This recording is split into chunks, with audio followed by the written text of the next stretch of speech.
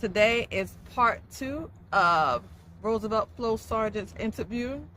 That exclusive interview that began just a week ago is back with its conclusion, y'all. I hope you all have been enjoying his journey and seeing his and just hearing his testimony. All right, y'all. You know what we got to do. Let's go. Yo, I'm feeling this vibe right here. Drop the beat, Yo, I like my Converse high and my jeans dope. Empowerment of the people. My music brings them hope. Blessed with each breath I take. I choose to use my voice. Yeah, I choose to use my voice. Years ago, I thought I was done with music. That was no longer, so to speak, in my cards. But then life happened. And just like many, I dealt with the struggles of this life. So in 2015, I started putting that pen to that pad. And my music became my therapy. That outlet needed to voice the frustrations on my conscience. So now, I invite you to come along and join me on this musical journey. Because this time, I'm not throwing in the towel. I know my purpose and I won't stop until I play my part in bringing unity in our communities and shedding light on a world with so much division right now. And you ask who I am? Well, you don't know. I am Cara-Mel.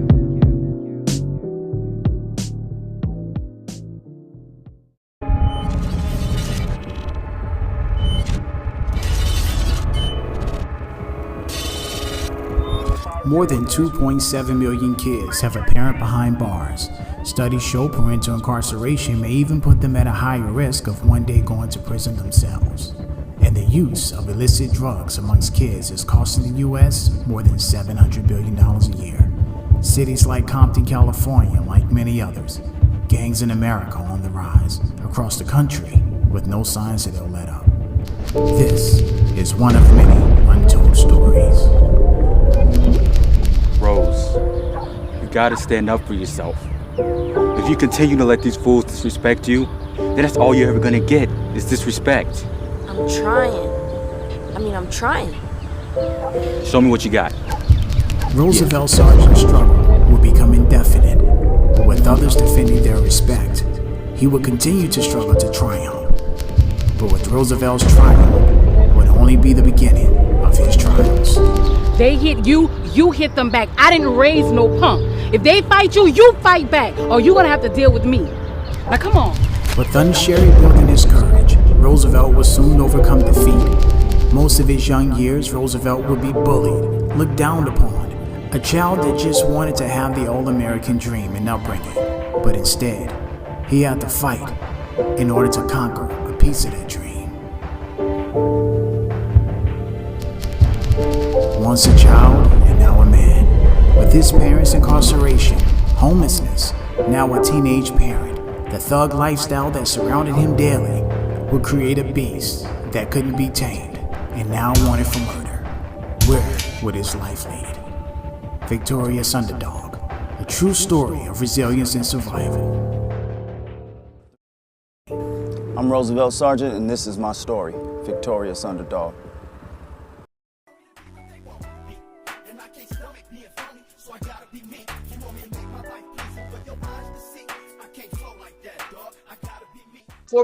Before we actually leave the music portion, now you do have like a record label, correct? Can you tell the people about that, or is that something where because of with Christian hip hop, is that why, because it was like not known, that you created the label? A little bit more information about that, because that was one thing. I created the label because that's just the way my mind works. I'm an entrepreneur, you know what I mean, and I'm an owner.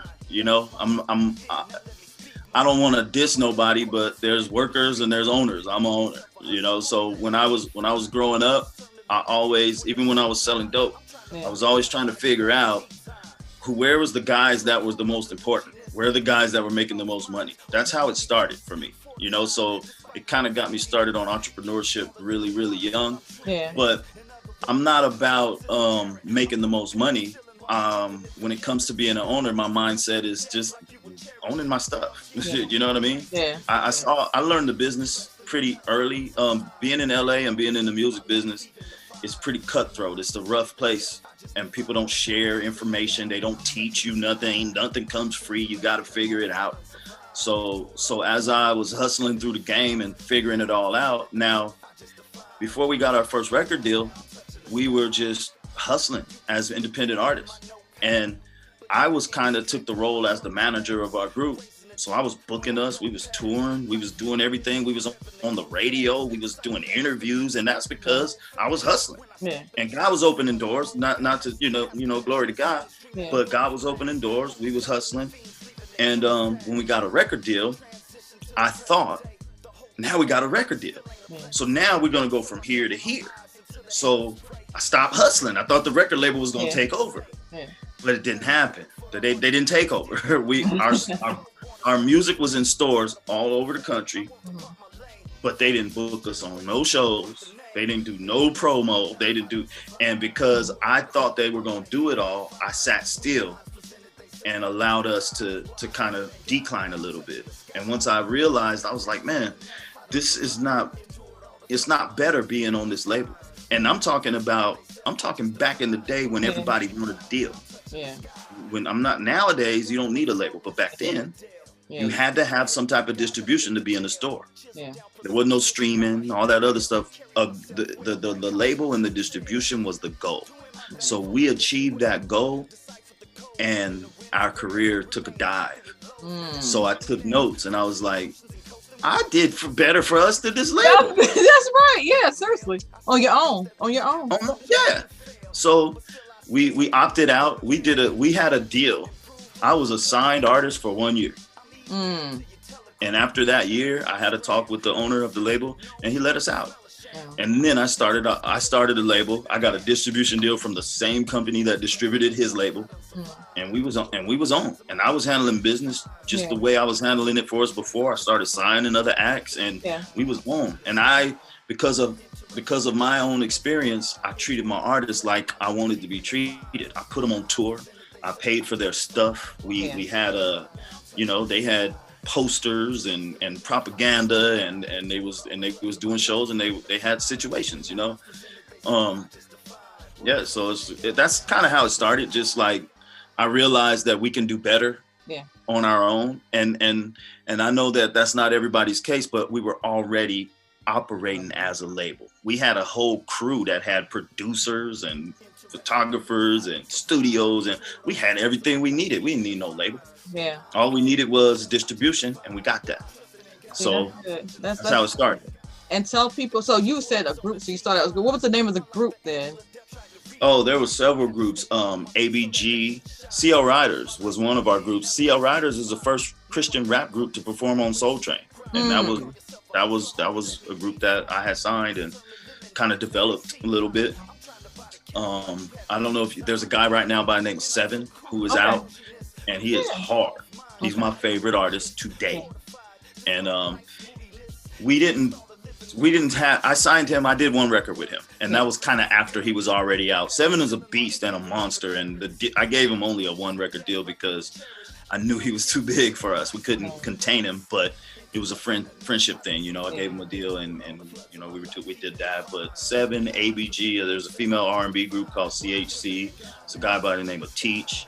There's another homeboy named Brown King, was an essay. So we kind of had all different kinds of acts under one label, so that when we toured together, no two groups were the same. Yeah. That's amazing. I like that story I do. Note to artists and stuff, learn the music business. Learn the music business, because you got to learn the music business. And I'm telling you, I don't like to knock people's hustle, but I could tell the truth. Yeah. And if you got some hustle in you, you don't need a record label. Not in today's times. Yeah. Because there's too many one-stops where you can go get your music streamed. Nobody buys music. They buy subscriptions. You know what I mean? Yep. You're right. If you know how to promote and get online and do your thing, you you might not want to be chasing down a record deal. Yeah, that's why that's why we vibe very well. You keep it real for everybody. Yeah. So let's move forward. All right, you're a pastor now. How did that come about? Honestly, like, were you like, was it always in that ear of that calling? Like, you knew that you were supposed to start pastoring, or or what was that odd moment that made you start transitioning from music into this particular role? That's crazy too, because somebody told me when I was like 2, they prophesied over me like that. They told my mom, looked at me and said, that boy's gonna preach the gospel one day. And my mom kept held on to that all her life. She kept telling me that, but I never saw it and I didn't want it. Even after I got saved, people would say, I don't want to be a pastor. Who wants to do that? Who knows how to preach? How you preach? Yeah. How do you stand up and preach every Sunday? I was scared to death, and I ran from it a lot, so no, it's not something I ever wanted to do. I gradually God started showing me gifts as I started, the more I walked with him, the closer I got with him. He started revealing the spiritual gifts, and then as we toured with our music, little by little, we wasn't just rapping no more. We was rapping, and then it was a little bit of preaching in the middle.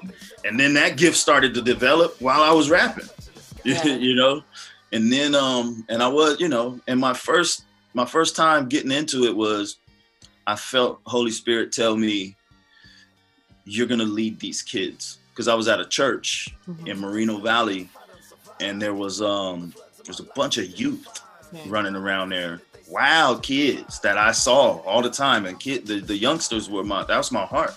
Yeah. And I used to think and pray for them and think about them and like, how am I going to reach these kids? I wasn't really in a position of leadership, but I felt the Holy Spirit tell me, you're going to lead these kids. And I was like, okay. I didn't know what that meant, and I didn't know how to find it. But the first lady came to me very shortly after that, and she said, the Lord showed me that you're going to lead these kids. What? He's like, no way out. Yeah, you're supposed to do something with these kids. Yeah. And so they made me the youth pastor. Wow. And that's kind of how it started, and I was a youth pastor there for several years, and then from there, I actually later on started my own church. I started a hip hop church. The first church I pastored was a hip hop church. Wow. And that was wild. My Uncle Kurt, we call him, Curtis Blow, came out and did our grand opening. He came out a couple times. He did a show for us one time, and he came out and preached one time. And that kind of sparked it off, man. And I've been in the trenches ever since.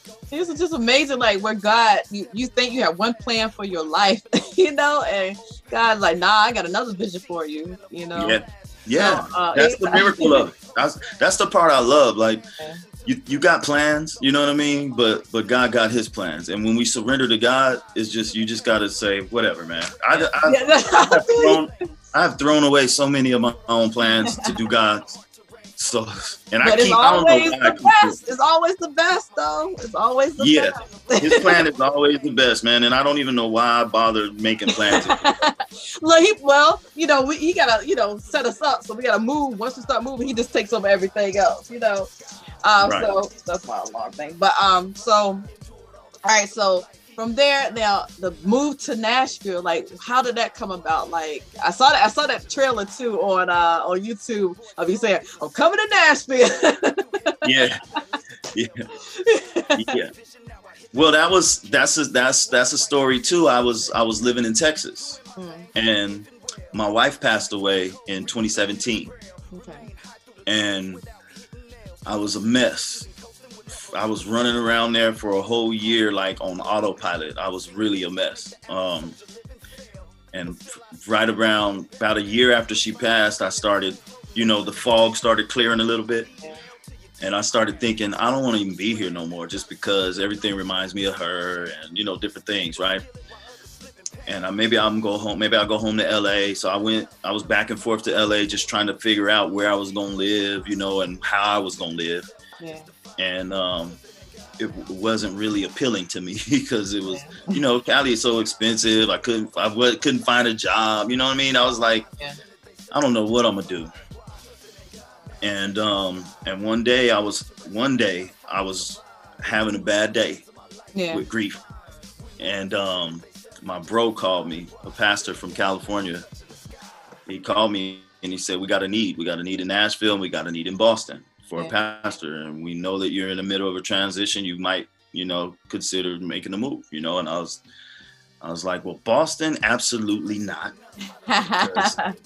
They do that type of code, but I'll pray about Nashville. I know Nashville. I love Nashville. I've been here. I've been coming here for 20 something years in the music industry. But I didn't want to move here just because of that. I wanted it to be God's will and I wanted it to be the right thing, you know? And they was asking me to pastor a church. So I was like, I know what that's about. So I didn't know I wanted to do that. But I felt the Holy Spirit gave me the green light and I came here in January of 2019. Wow. Yeah. And we've been rocking. Now, Set Free is a different kind of church. We focus on homeless people and drug addicts and you know, the people that are really down and out. And we go out and we hit the streets. We outside. Yeah. And that's one thing I like because, you know, there's so many churches that, you know, they say they do things, but you just always see people just in-house. But the way you're speaking of the programs and various things that you all do, it's like you're out in the trenches, you know, kind of like Jesus. He was out there in these streets, you know, saving people and bringing people back to the kingdom and stuff. So definitely, like, can you just talk about some of the programs? I think you have a couple things that's coming up, Hip Hop Sanctuary, and I think there's also to the homeless program where you said you have some housing as well. Can you touch on that a little bit before we go? Yeah, we do something called residential discipleship.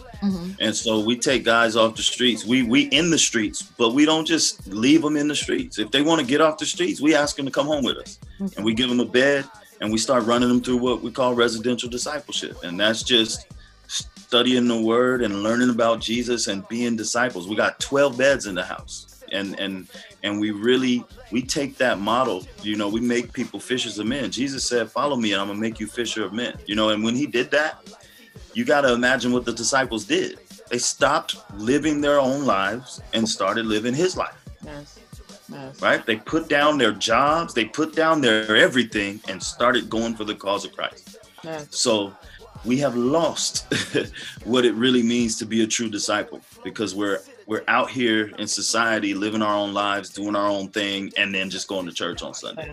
You know, so Set Free is about real discipleship and doing the real kingdom work, you know, and like I said, I hate to dump on people, but maybe I want to provoke you to do something good. You know what I mean? Because we ain't here for long, and this ain't our home. We better be trying to do something for the kingdom because the kingdom is our home.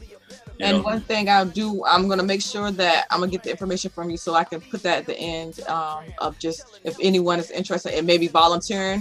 You can are you always looking for volunteers as well in the Tennessee area or okay. So y'all heard that here. I'm going to make sure that I put that in the information so people can learn a little bit more about how they can contact you for that. And then back to the music part, Hip Hop Sanctuary. Hip Hop Sanctuary is something I started back in California. Okay. And I think we decided today we're gonna do it quarterly. Let me tell you about it. So Hip Hop Sanctuary ain't just for Christians. I'm inviting everybody. I got a whole bunch of secular rappers calling me right now trying to get on the show, and I'm saying, yeah. I just ask them to don't cuss. Yeah. But we are we evangelists, man. So Hip Hop Sanctuary is an evangelistic event. We're inviting the world to come to something that we are controlling. So yeah, they can rap and they can get out and do this and that, but they're gonna hear the gospel that night. Yeah. They're gonna hear the gospel. I got some seasoned gospel rap veterans lined up to show up and show out for the name of God, you know, and that's how we do it, man. We love on the world. We ain't just like singing to the choir and playing church. We really out here doing this thing. And that's what I love because you put your money where your mouth is at, so to speak. You know. You gotta remember when we met. Yeah. I said I was gonna do this because I was inspired by y'all. The whole group of y'all, when we did that outbreak, all y'all in that room was like hungry, and I was like, I know what to do. We're gonna do something for this community, you know, so that's what we're doing. Well, I appreciate it. I definitely will. And I'm going to make sure that, hey, look, I'm going to actually film a little bit then down there if it's okay to do a little snippet so people can see exactly how the Hip Hop Sanctuary works, you know, and maybe in between. But yeah, I definitely want to thank you so much for just taking your time out. If there's any shout outs or anything you want to mention now, the floor is yours. What would you like to shout out anybody, or? Just make sure you pay attention to what we're doing with Hip Hop Sanctuary, and we're doing other things, man. We're doing clean comedy, we're doing poetry, we're doing things these are evangelistic events that we're bringing to Nashville. Just kind of pay attention. Check me out on Instagram, Roosevelt Sargent, at Roosevelt Sargent, my name. I'm not a big social media dude, but you know, whatever, I'll be trying, but it's not my thing. So I don't really like social media myself, but we gotta do it because of what we do, you know. I had to go right.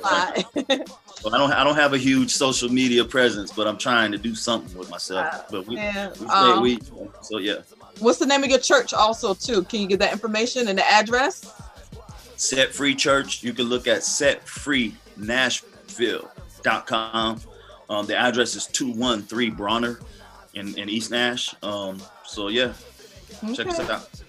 All right. Well, thank you so much, my brother. We got to have you on the show again. Oh yeah. Hey, we connected. We're gonna grow. We're gonna build together, and we're gonna do some things for the kingdom, man. That's what it's all about. Yes. I do believe God, he places people into each other's lives for a reason, and we're stronger together as a number and as a unit. So thank you so much. All right, LYV family. Until next time, peace and blessings, y'all. Good night.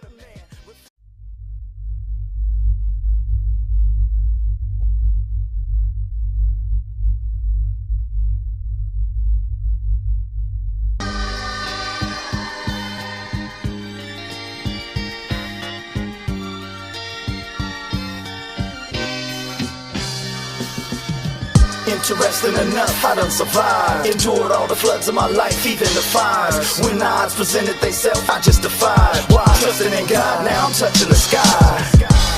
They thought your boy was on the decline. I like the angel of death tried to rewind. Had to stay up on my feet so that the heat shine. That was my life back then, now let me speak mine. Now I got a corporate swag with a street grind. You call yourself a hustler, homie, let me define. Most turn to lemon heads when they see line. I'm trying to buy the cattle while you having tea time.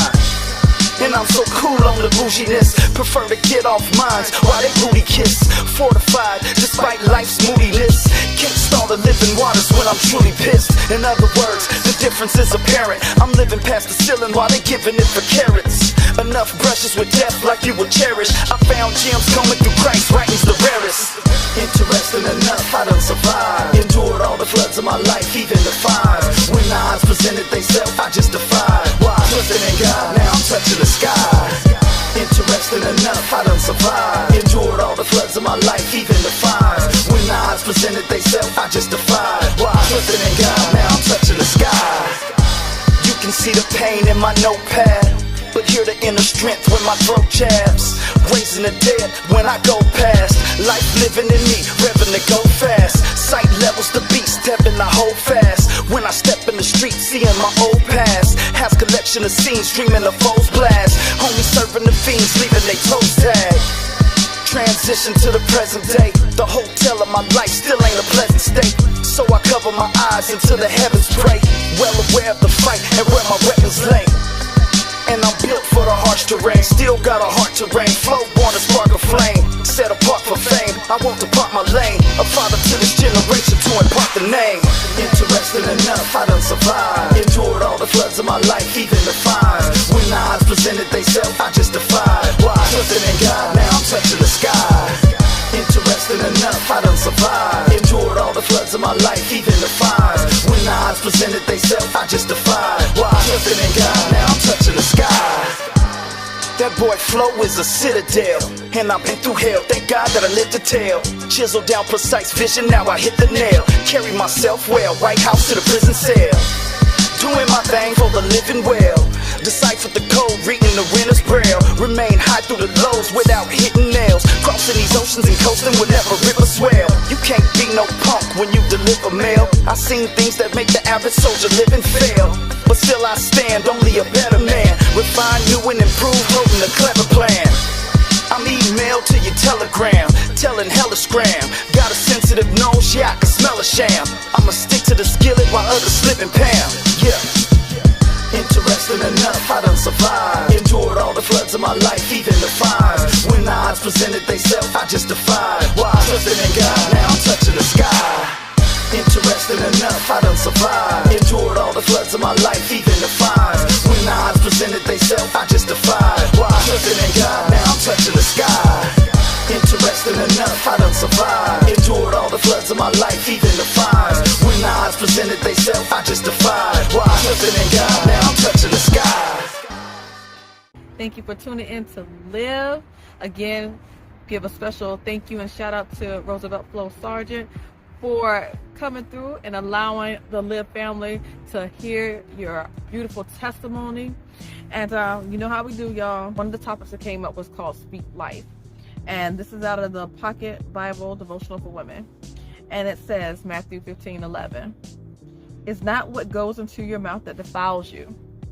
You are defiled by the words that come out of your mouth. Now think about that. You know, the Bible speaks about speaking those things as they were.